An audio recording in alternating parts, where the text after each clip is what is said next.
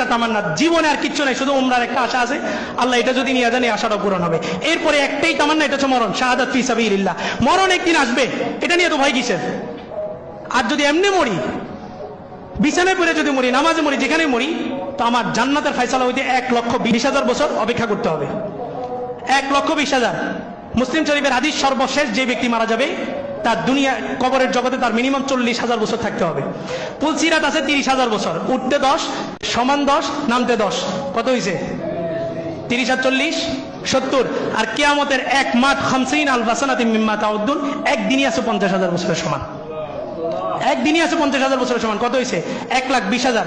এরপরে যে সিদ্ধান্ত হবে তুমি জান্নাত না জাহান্নাম। আর রাসূল বলেন সৌভাগ্যবান ওই কাফেলা, ওই জাতি, ওই কওম, ওই ব্যক্তি, যেই ব্যক্তি যুদ্ধের ময়দানে তরবারির নিচে নিহত শহীদ হয়। আল্লাহ রাসূল বলেন আল জান্নাতু তাহতা জিল্লাতি সুয়ুফ, যে তরবারি দিয়ে আঘাত করা হয়েছে, যে পিস্তলের বুলেট দিয়ে তাকে শহীদ করা হয়েছে, ওই পিস্তলের বুলেটের ছায়া, ওই তরবারির ছায়ার নিচে ওই শহীদের জান্নাত আছে। তামান্না তো ওইটা। মরণ তো একদিন আসবে। আল্লাহুম্মা রযুকনা শাহাদাতান ফি সাবিলিক। রাসূল দোয়া শিখিয়ে গেছেন, উম্মত শহীদ হওয়ার জন্য দোয়া করো, শহীদ হওয়ার তামান্না নিয়ে দোয়া করো।